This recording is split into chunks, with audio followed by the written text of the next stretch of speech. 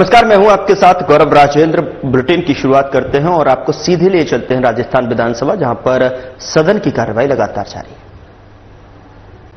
है। अगर कहीं अपन व्यवस्था कर सके तो आपको इसमें भी देखना चाहिए। इसमें तीसरी चीज, एक संयोग से कल ही मैं मेरे क्षेत्र से छुट्टी से आ रहा था तो मेरे क्षेत्र का एक व्यक्ति मेरे साथ हो लिया कि मैं चलता हूं, मेरा सीकर मेरे को उतार देना, ड्रॉप कर देना। और वो संयोग से कोचिंग में वहां ट्यूटर है और चर्चा में बहुत सी बातें निकली। तो उसमें से जानकारी में उसने बताया कि मैं पढ़ाता हूं, मैं क्लास लेता हूं, मेरे क्लास में मिनिमम 600 बच्चे हैं। कितने बच्चे? 600 बच्चे। तो मेरा दिमाग खुल गया, मेरे 600 बच्चे बैठते क्यों ऐसे होंगे क्लास में? क्लास रूम तो इतना बड़ा होता नहीं। तो इन्होंने कहा एक क्लासरूम बनाते हैं, टीन शेड का छप्पर टाइप बनाते हैं और उसको बाहर से अंदर से पता नहीं चलता, उसको अंदर से पूरा फॉल सीलिंग करके उस हिसाब से बनाते हैं, पता नहीं चलता और उसमें 600 आदमी बैठ जाते हैं। फिर मैंने कहा आप पढ़ाते हो तो बच्चों को सुनता कैसे? तो उसके लिए स्पीकर लगे हुए, स्पीकर से आवाज आती है। मैंने कहा ठीक। मैंने कहा फिर बोर्ड से उसको जो लिखते हो वो दिखता कैसे? बोर्ड क्या दिखता है? हम ही नहीं दिखते उसको तो पढ़ाते हुए, तो फिर वो कैसे पढ़ता है? कि कुछ स्क्रीन लगा रखी है, स्क्रीन से वो देख लेता है और पढ़ लेता है। मैंने कहा वाह, व्यवस्था तो पूरी सोच के करिए। और फिर वो आपसे पूछता है, और कैसे पूछता है, करता है कि इतना मौका ही नहीं देते कि वो हमसे कुछ सवाल कर सके।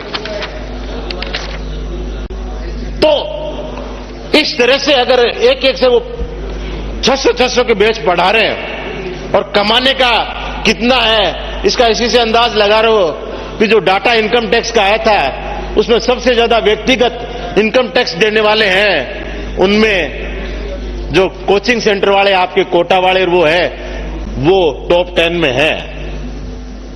तो इतना पैसा वो कमा रहे हैं तो उन कोचिंगों में व्यवस्था क्यों नहीं करते? खेल मैदान की वो क्यों व्यवस्था नहीं करते? हॉस्टल में कितनी जगह है आप जानते हैं। कोटा सभापति जी, आप कोटा से हैं, आपको ज्यादा पता है। तो सभापति महोदय, धन्यवाद। सभापति महोदय,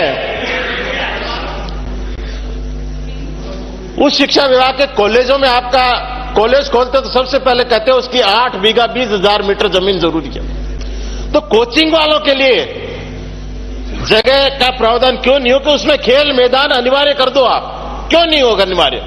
कॉलेज में आप 8 बीघा जमीन में बिल्डिंग तो बनती नहीं, किसके लिए रखते हैं? कि वहां बच्चे खेले, थोड़ा करें। तो इन कोचिंग में जो बच्चे पढ़ते हैं वो सारे बच्चे लगभग बाहर से आते हैं, एक शहर से दूसरे आते हैं। हॉस्टल में उनको पढ़ने खेलने के लिए जगह नहीं है, कोचिंग में उनको जगह नहीं है। घंटा 2 घंटा जब तक वो खेलेगा नहीं, रिफ्रेश नहीं होगा, तब तक उसका तनाव दूर नहीं होगा। और तनाव दूर नहीं होगा तो वो मानसिक तनाव में रहेगा। और जो इस तरह की चाहे सुसाइड के प्रकरण हो, या सुसाइड तो कम हुए होंगे पर कितने बच्चे डिप्रेशन में जा रहे हैं, डिप्रेशन में कितने जा रहे हैं वो देखना पड़ेगा। अपन ने बात कर दी साइकोलॉजिस्ट की, मनोरोग चिकित्सक की भी अपन कोचिंग पर डाल रहे हैं। कोचिंग में नहीं, सरकार को भी देखना पड़ेगा सरकार क्या व्यवस्था कर रही है। मेडिकल साइकोलॉजिस्ट अपने को करने पड़ेंगे, तब बात बैठेगी। श्री ललित यादव, समय हो गया, चलो धन्यवाद सब। धन्यवाद सभापति महोदय। मुझे आपने राजस्थान कोचिंग सेंटर नियंत्रण और विनियम विधेयक 2025 पर बोलने का मौका दिया। मैंने बहुत सारे साथियों को सुना है, सबने अपने अपने अच्छा सुझाव दिए हैं कोचिंग संस्था और कोचिंग संस्था में पढ़ने वाले विद्यार्थी को लेकर के।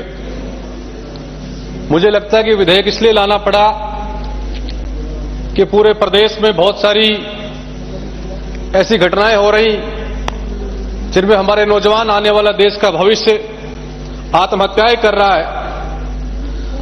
तो इसको लेकर के ये बिल, ये विधेयक लाना पड़ा चूंकि आज शिक्षा का व्यापारीकरण हो गया है, सेवा को हटा करके व्यापार करने लोग इसमें लगे हैं और सरकार भी मुझे लगता है कि उनकी तरफ देखकर ये विधेयक लेकर के आई है।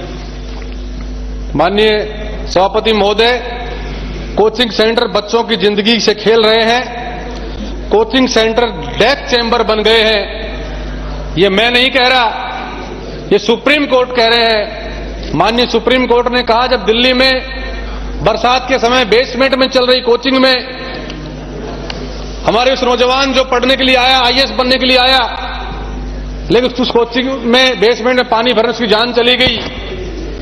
यहां भी मोटा मोटी मुझे लग रहा है ऐसा ही कुछ आप लोग बनाकर के लाए हो। केंद्र सरकार, आप ही की सरकार का एक इंजन जो कहता है कि 16 साल से पहले बच्चे कोचिंग में प्रवेश नहीं दिया जाए, आप कहते हो कि 16 साल के बच्चे को प्रवेश दे दिया जाए। स्कूल में तो आप कहते हो कि 6 साल का बच्चा पहली क्लास में जाएगा, लेकिन कोचिंग में जाने के लिए आप उसको कहते हो कि 16 साल का चला जाएगा। फिर आप कौन सी आत्महत्या रोकने की बात कर रहे हो? कौन से इस बच्चे को पढ़ाने की बात कर रहे हो? माननीय मंत्री महोदय, मैं आपका ध्यान आकर्षण करना चाहता हूं कि अगर आप हम सब लोग चाहते हैं कि इस प्रदेश के भविष्य नौजवान साथी आगे बढ़े, आत्महत्या ना करें, तो हमें 16 साल की जो इसमें फाउंडेशन लेकर के इसको हटानी चाहिए और कम से कम 20 साल का, 18 साल का बच्चा उस कोचिंग में जाए। आप देखिए, 6 साल का बच्चा पहली क्लास में जाएगा और फिर 10 साल बाद वो कोचिंग आप उसको भेज दोगे, वो 8 घंटे स्कूल में पढ़ेगा और उसके बाद 5 घंटे कोचिंग में पढ़ेगा। कोचिंग में पढ़ने के बाद किसान के बेटे और बेटियां पढ़ने के लिए जाते हैं, कोटा और जयपुर में पढ़ने के लिए आते हैं। जब वो नौजवान पढ़ने जाता है, उस पर दबाव बनता है, तो सोचता है जब रात को सोता है तो कि मेरे किसान माता पिता जो अपनी गाड़ी कमाई को मेरे ऊपर खर्च कर रहे हैं, लेकिन मैं परिणाम नहीं दे पा रहा हूं, जो जैसा वो सोचते हैं वैसा मैं नहीं कर पा रहा हूं, उस दबाव को नहीं झेल पाता है और वो बच्चा एकांत का उसको मौका मिलते हुए आत्महत्या कर लेता है। इसलिए माननीय मंत्री महोदय, इस पर आपको ध्यान देने की आवश्यकता है। मैं इसलिए कह रहा हूं कि इस चीज से केवल किसी को फायदा होगा तो कोचिंग संस्थाओं को होगा। आप संस्थाओं को फायदा क्यों देना चाहते हो? किन ये संस्थाएं हैं, किन लोगों की हैं, कौन लोग इन संस्थाओं के पीछे हैं, कितने बड़े लोग हैं, क्या इस सदन में बैठे हैं, क्या दिल्ली के सदन में बैठे हैं, उन लोगों को फायदा पहुंचाना चाहते हो? माननीय मंत्री महोदय, इस प्रदेश के नौजवान को फायदा पहुंचाइए, इनको नेताओं को फायदा मत पहुंचाइए। प्रदेश का नौजवान को फायदा मिलेगा तो जरूर ये प्रदेश आगे बढ़ने का काम होगा। माननीय मंत्री महोदय, आपने इसमें क्लोज डाला है कि जो 50 बच्चों का ट्यूशन करवाता है वो भी रजिस्ट्रेशन में शामिल होगा। इसका मतलब ये हुआ कि वो अपनी दुकान बंद करके अपने घर चला जाए और जो बड़ी कोचिंग सेंटर हैं, जो हब बने हुए हैं, इस राजस्थान के किसान का खून चूसने काम कर रहे हैं, उनको फायदा देना चाहते हो आप लोग। इसलिए इस फाउंडेशन को हटाया जाए। मैं ग्रामीण परिवेश से आता हूं, मैं भी गांव में ट्यूशन मैंने लिया है। 50 बच्चों को गांव का टीचर पढ़ाते हैं गांव के अंदर, आप उनको बंद करवा करके उन सबको जयपुर की और कोटा की बड़ी कोचिंग में भेजना चाहते हो। इसलिए इनको आपको इस फाउंडेशन को हटानी पड़ेगी अगर आप चाहते हो कि प्रदेश का नौजवान पढ़ लिख कर आगे बढ़े। आप नहीं चाहते तो अलग बात है। माननीय सभापति महोदय, मैं आपके माध्यम से जो क्लोज 13 के 4 नंबर क्लोज की मैं बात कर रहा हूं, फीस की उसमें चर्चा करी। सबसे मोटा कारण है फीस। खेत में जो किसान सुबह शाम तक हल चलाता है और अपनी गाड़ी कमाई को यह सोचता है कि मैं तो पढ़ लिख कर हो सकता है उन संसाधनों के अभाव में वहां तक नहीं पहुंच पाया, लेकिन मेरा बेटा और बेटी पढ़ लिख करके देश की तमाम उन कुर्सियों पर बैठे जहां से कानून बनता और लागू होता है, ये कल्पना हर मां बाप करता है। लेकिन हमने फीस के लिए कहा है कि कोई बच्चा बीच में छोड़ के चला जाएगा तो उस संस्था को उसकी बची हुई फीस वापस देनी पड़ेगी। क्यों? आपने इसमें फीस के ऊपर कोई नीति क्यों नहीं बनाई? फीस को लेकर के कोई कठोर काम आपने क्यों नहीं बनाया इसके अंदर कि फीस का निर्धारण होगा? एक कोचिंग संस्था है जिसमें फीस ली जाती 25,000, दूसरी कोचिंग है उसी सब्जेक्ट की तैयारी के लिए फीस लेते 50,000, तीसरी कोचिंग है जो उसी सब्जेक्ट का फीस लेते हैं 2 लाख रुपए, और चौथी कोचिंग लेती है उस सब्जेक्ट की 4 लाख फीस लेती है। ये जो बड़े बड़े विज्ञापन की आपने बात करी है ना, इस पे कुछ नहीं होगा मंत्री महोदय। आप इस फीस को लेकर कमेटी बनाइए कि फीस का निर्धारण भी कमेटी से हो, ताकि सब कमेटी संस्थाओं के अंदर, सभी कोचिंग के अंदर ये निर्धारण हो सके कि इस सब्जेक्ट की कोचिंग करने की ये फीस का मापदंड पैरामीटर तय किया गया है। आप इसको तय नहीं करोगे तो जिस भावना के साथ इस विधेयक को आप लोग लाए हो वो भावनाएं पूरी नहीं हो पाएंगी, और हो सकता है जिस भावना के साथ आप लाए हो उसका उल्टा परिणाम इसका आ सकता है। इसलिए मेरा निवेदन आपसे है कि इसके अंदर भी आपको काम करना पड़ेगा। माननीय सभापति महोदय, 14 नंबर उसमें कहा गया है परामर्श मनोवैज्ञानिक के बारे में बात करी। माननीय सभापति महोदय, सिस्टम विद्यार्थी को लेकर गंभीर नहीं है, ये केवल आप उसमें क्लोज डाल लिया आपने, लेकिन सिस्टम गंभीर नहीं है। माता पिता चाहता कि मेरा बेटा आईएएस आईपीएस बने और सरकार भी कोई उसके ऊपर काम करने का काम नहीं कर रही है। इसलिए मेरा निवेदन है कि जो हमने कानून बनाया है, जो हम ये विधेयक लेकर के आए हैं, इस विधेयक के अंदर जो हमने पॉइंट्स लिखे हैं, लगभग उन पॉइंट्स को उसको पूरा हमने कर दिया, तो मुझे लगता है कि कुछ फायदा मिल सकता है। अदरवाइज जो आपने बनाया उसमें कोई नौजवान साथियों को फायदा नहीं मिलेगा। माननीय सभापति महोदय, एक मूवी आई थी 3 इडियट, उसकी मैं चर्चा सदन में करना चाहूंगा। उस मूवी में केवल एक बात बताई गई है कि आप बच्चे को देखिए, उसको समझिए कि बच्चा कहां जाना चाहता है। आप चाहते हो कि मेरा बेटा कलेक्टर बने, लेकिन वो आपका बेटा इंजीनियर बनना चाहता है, आप उसको देखकर बनाएंगे तो मैं समझता हूं कि इसमें माता पिता को लेकर के हमने कोई क्लोज नहीं डाला, उस पर भी हमें डालने की आवश्यकता थी। माननीय सभापति महोदय, मैं सब्जेक्ट पर बोल रहा हूं और ठीक ही बोल रहा हूंगा, आप घंटी बहुत जल्दी बजा देते हो। माननीय सभापति महोदय, तो मैं ये चाहता हूं कि माता पिता को लेकर भी कोई इसमें क्लोज डाला जाए कि बच्चे की पूरी उसमें मॉनिटरिंग हो, बच्चे की काउंसलिंग हो, और काउंसलिंग होने के बाद में उसको जो है सही उसमें भेजने का काम किया जाए। कोचिंग संस्थान का स्थान भी तय हो।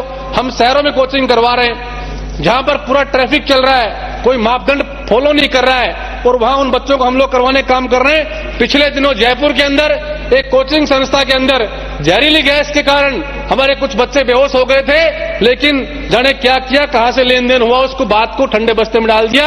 आज तक कोई चर्चा नहीं हुई। तो मुझे लगता है इस विधेयक के लाने के बाद में भी अगर ऐसा ही काम करेंगे तो मुझे लगता नहीं इस विधेयक के लाने की आवश्यकता थी। आप सही मनसा से विधेयक लाने का काम करेंगे तो जरूर यहां पर फायदा होगा। और दोनों ही कमेटियों में आप, प्रदेश में भी और जिला कमेटी में भी, आपने केवल नौकरशाही को आपने जो है चाबी देने का काम किया है। वो जनता की गाड़ी कमाई को चूसने का काम कर रहे हैं, जनता का खून चूस रहे हैं। इसमें भी हम लोग चाहते हैं वो काम नहीं होगा। इसलिए मेरा निवेदन है सभापति आपके माध्यम से मंत्री महोदय कि इसमें जनप्रतिनिधि को, नेताओं को, विधायक को, सांसद को शामिल किया जाए, ताकि जो हम लोग जिस मनसा के साथ इस विधेयक को लेकर के आए हैं वो हमारी मनसा पूरी हो सके। माननीय सभापति महोदय, मैं आपके माध्यम से एक बात और कहना चाहता हूं कि भ्रामक विज्ञापन को लेकर भी हमने चर्चा करी है, उस पर भी हम लोग जो है मजबूती के साथ उसकी पालना करवाने का हम लोग काम करेंगे। तो जरूर ये जो भ्रामक प्रचार करते हैं कि आपके बेटे को हम आईएएस बना ही देंगे जैसे आप इसमें कोचिंग भेज दोगे, तो ऐसे प्रचार जो कर रहे हैं, विज्ञापन लेकर के आ रहे हैं, उनको भी जरूर आप लोग रोकने का काम करेंगे। इसमें दिया तो है लेकिन पूरा नहीं हो पाएगा ऐसा लग रहा है मुझे।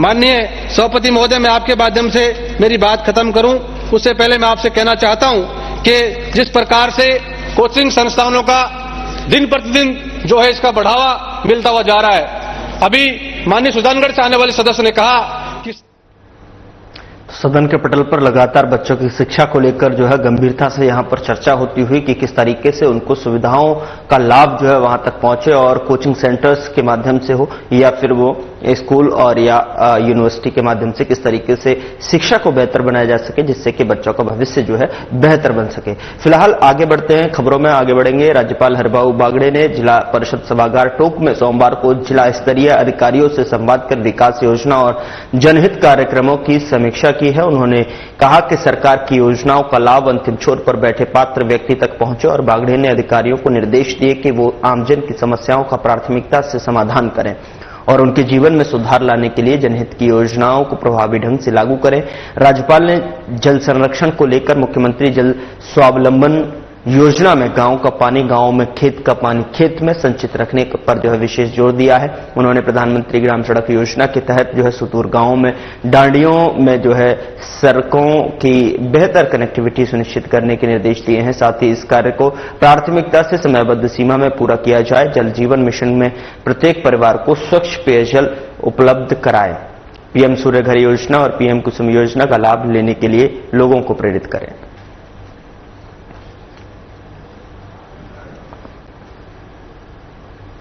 उधर मुख्यमंत्री भजनलाल शर्मा ने सोमवार को मुख्यमंत्री निवास पर जनसुनवाई की और आपको बता दें कि उन्होंने वहां उपस्थित प्रत्येक व्यक्ति से आत्मीयता से मुलाकात की और उन्होंने उनकी समस्याओं को भी सुना। सीएम शर्मा ने जो है संबोधित करते हुए संबंधित अधिकारियों को इन समस्याओं के शीघ्र जो है निस्तारण करने के निर्देश भी दिए हैं। जनसुनवाई के दौरान मुख्यमंत्री ने जयपुर विकास प्राधिकरण, नगर निगम, जन स्वास्थ्य और अभियांत्रिकी, सार्वजनिक निर्माण और चिकित्सा सहित विभिन्न विभागों की आमजन से संबंधित समस्याएं सुनी।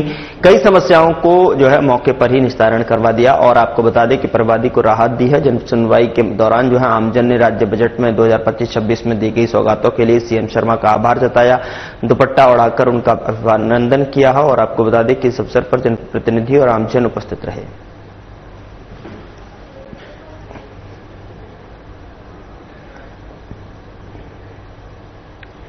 राजस्थान विधानसभा के बजट सत्र के दौरान जो है अंतिम दिन विपक्ष और सत्ता पक्ष के बीच में जमकर नोकझोंक देखने को मिली है। इसको लेकर नेता प्रतिपक्ष टीकाराम जूली का बयान सामने आया है। उन्होंने कहा कि विधानसभा सत्र का आज अंतिम दिन है। जो सरकार पहले दिन घिरी वो आज भी घिर रही है। प्रश्नकाल में उनके मंत्री जवाब नहीं दे पाए। विशेष रूप से बच्चों से जुड़े हुए सवालों के जवाब, स्कॉलरशिप से जुड़ा सवाल जब मैंने पूछा तो मंत्री जो है बात नहीं रख पाए। सरकार के पास कोई तैयारी नहीं है। बिजली पानी पहली प्राथमिकता होनी चाहिए। यह सरकार बिजली पर चर्चा करवाने से डर रही है। साथ ही जूली ने कहा कि सप्लीमेंट्री सवाल पूछने से जो है हमें रोका जा रहा है। मंत्रियों ने बचाने का प्रयास हो रहा है। बिजली पर चर्चा करवाने का आश्वासन दिया गया था लेकिन बिजली पर चर्चा नहीं की गई। विधानसभा में हर पंचायत में कनेक्शन काटे जा रहे हैं। विधानसभा के इस सत्र का आज अंतिम दिन है और जो सरकार पहले दिन गिरने लगी थी वो आज तक भी गिरती आ रही है। आज भी आपने देखा होगा प्रश्नकाल के अंदर इनके मंत्री जवाब नहीं दे पाते हैं और विशेष रूप से बच्चों से जुड़े हुए प्रश्न के जवाब में जब मैंने स्कॉलरशिप का पूछा कि कॉलेज स्तर पे कितने बच्चों की स्कॉलरशिप पेंडिंग है तो मंत्री जी बता नहीं पाए। मैंने पूछा 24-25 और 23-24 दोनों ही सत्रों की SC, ST, OBC, MBC, SBC, EWS की कितनी स्कॉलरशिप पेंडिंग है। मंत्री जी कह रहे मैं लिख के लाया हूं, मैं घर आके बता दूं। ये अच्छा है कि घर आके बता रहे हैं पर हकीकत आप सब लोग समझ रहे हैं। अगर आंकड़े होते तो मंत्री जी तुरंत बताते। ये इस सरकार की हालत है। सबसे महत्वपूर्ण बात मैं कहना चाहूंगा, बिजली पानी सरकार की सबसे पहली प्राथमिकता होनी चाहिए लेकिन ये सरकार बिजली पे चर्चा कराने से बच रही है और बिजली पे चर्चा ही नहीं, सप्लीमेंट्री प्रश्न पूछने से भी हमें रोका जा रहा है। अध्यक्ष जी कह रहे हैं कि ये तो एक विधानसभा का इलाका का मामला है। ये विधानसभा का सदन का अधिकार है जो नेता प्रतिपक्ष को दिया हुआ है, वो कहीं भी पूछ सकता है। तो चूंकि मंत्रियों को बचाना है, मंत्री फंसे नहीं। आज इन लोगों की क्या तैयारी है बिजली को लेकर, पीक आवर्स में क्या स्थिति रहेगी।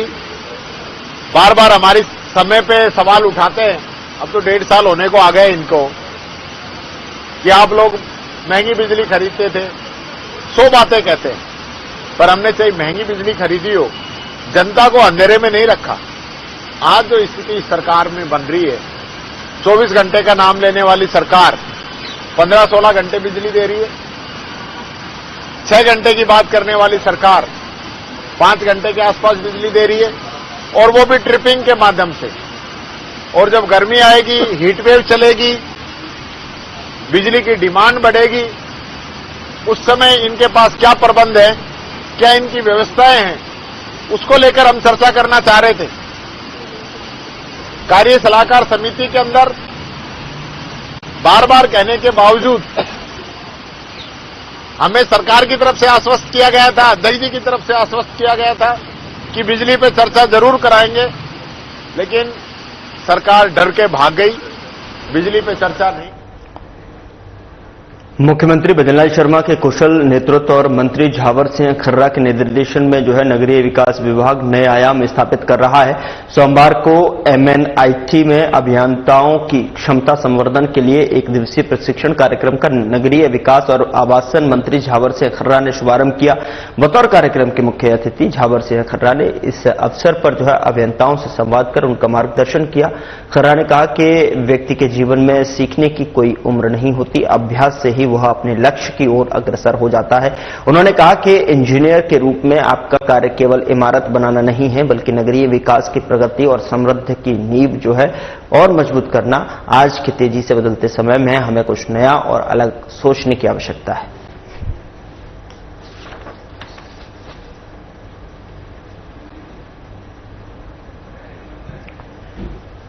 क्षमता संवर्धन कार्यशाला का उद्घाटन किया गया है। मंत्री खर्रा की तरफ से जो है उन्होंने कहा है कि इंजीनियर की काम जो है सिर्फ यहां तक ही नहीं है, इमारत बनाना ही नहीं। उधर बीकानेर के राजकीय डूंगर महाविद्यालय में अखिल भारतीय विद्यार्थी परिषद से जुड़े छात्रों ने अपनी 7 सूत्रीय मांगों को लेकर प्रदर्शन किया। महानगर महामंत्री भागीरथ गोदारा ने कहा कि पिछले लंबे समय से महाविद्यालय में पीने का स्वच्छ पानी नहीं है, वहीं लाइब्रेरी में छात्रों को पुस्तकें भी उपलब्ध नहीं हो पा रही हैं और परिसर में CCTV कैमरे भी नहीं हैं। महाविद्यालय प्रशासन को जो है इस सभी मांगों को लेकर अवगत कराया गया है। यदि जल्दी कार्रवाई नहीं होती तो फिर छात्र जो है आंदोलन करेंगे।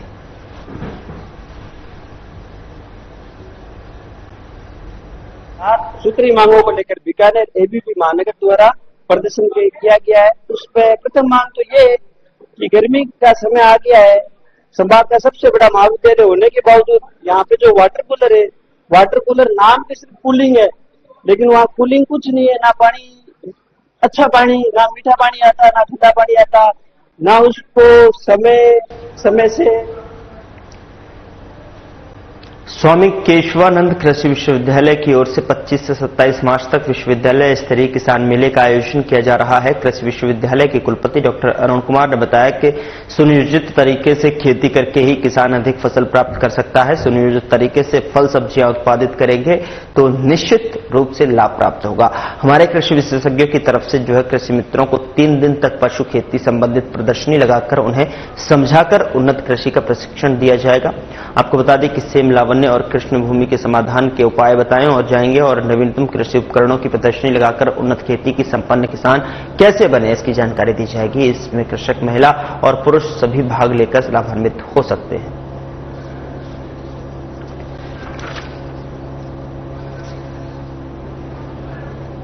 खेती संपन्न किसान, हमारी खेती को अगर नियोजन करें, एक योजना बना कार्य करें तो निश्चित रूप से किसान समृद्धता की तरफ अग्रसर होगा और खेती के साथ हमारी जमीन, पशुधन, फल, फूल, सब्जियों का हम समावेश करेंगे, अगर एकीकृत करेंगे तो निश्चित रूप से किसान भाइयों को अधिक लाभ प्राप्त होगा और खुशहाली संपन्नता जो हमारा मूल उद्देश्य है कृषि विश्वविद्यालय का, किसानों के लिए विश्वविद्यालय बना है और हम समझते हैं इस बारे में हम लोग तभी सफल हो पाएंगे जब वो सुनिश्चित खेती करेंगे और संपन्नता प्राप्त करेंगे। साथियों, प्रथम दिन हमारे राज्य के माननीय कृषि मंत्री श्री केवल मीणा साहब आ रहे हैं। उनके आने से ये अपना विश्वविद्यालय हर्षित है और अपने विश्वविद्यालय में जो वैज्ञानिक है, सलाहकार मंडल है, हमारे सभी शिक्षक, वैज्ञानिक, गैर शिक्षक और प्राप्त करेंगे। उधर टोंक की 112 पुलिस की हेल्पलाइन गाड़ी ने अरबी फारसी शोध संस्थान के सामने रोड के किनारे खड़ी 3 गाड़ियों को टक्कर मार दी। वहां खड़े कुछ लोगों ने भागकर अपनी जान बचाई। बता दें कि गनीमत रही कि इस टक्कर में कोई जनहानि नहीं हुई है, लेकिन गाड़ियों को भारी नुकसान हुआ है। गाड़ी मालिकों ने जब इसका विरोध किया तो उसमें बैठे पुलिसकर्मियों ने अपनी वर्दी का रौब जमाते हुए उनके साथ धक्का मुक्की की और उल्टा गाड़ी मालिकों को धमकाकर वहां से चल दी। गाड़ी मालिकों ने पुलिसकर्मियों पर नशे में होने का आरोप लगाते हुए रोष जताया है, साथ ही दोषी पुलिसकर्मियों पर कार्रवाई की मांग की है।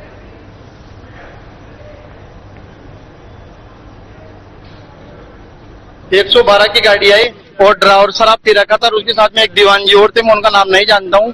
और अरबी पार्क के सामने मैंने गाड़ी लगा रखी थी, वहां पे लाके गाड़ी को ठोक दी, 3 गाड़ियों का उन्होंने नुकसान कर दिया हमारे। मैंने ड्राइवर को बोला रुको, तो ड्राइवर हमारे मुख धक्का मुक्की करने लग गए। वो कोई जान माल की भी हानि हुई है? नहीं, हमारे ऊपर चढ़ा दिया था, वो हम भग गए। गाड़ी के पास में खड़े थे हम। गाड़ी के अंदर बैठा हुआ था इको RJ 14 TG 3340, और तभी अचानक से 112 गाड़ी आई और अचानक उसने घुमा के, और मुझे लगता है कि ड्राइवर ने शराब पी रखी थी, और हमारे एक बंदा यहाँ खड़ा हुआ था, मरता मरता बचा है गाड़ी का, मतलब आ ही गया था, लेकिन वो एकदम भगा है। ये गाड़ी ठोक के और फिर ये वाली गाड़ी ठोकी उसने। स्पीड बहुत ज्यादा थी गाड़ी। उधर बांसवाड़ा में जिला कांग्रेस कमेटी के कार्यकारी जिला अध्यक्ष अब्दुल गफ्फार के नेतृत्व में जिला कांग्रेस कमेटी की ओर से पालोदा हत्या प्रकरण में राज्यपाल के नाम जिला कलेक्टर को ज्ञापन दिया गया। ज्ञापन में बताया गया कि पालोदा में कल 12 वर्षीय बालिका की निर्मम हत्या कर दी गई, जिसमें लिप्त आरोपियों को जल्द गिरफ्तार किया जाए, उन्हें कड़ी से कड़ी सजा दी जाए। इसके अतिरिक्त जिले में चोरी डकैती जैसी कई घटनाएं लगातार बढ़ती जा रही हैं। इस पर जिला प्रशासन कार्रवाई करे और इस प्रकार की घटनाओं पर नियंत्रण के लिए उचित कार्रवाई करे, ताकि आगे इस प्रकार की घटनाएं ना हो। फिलहाल बुलेटिन में इतना ही। नमस्कार।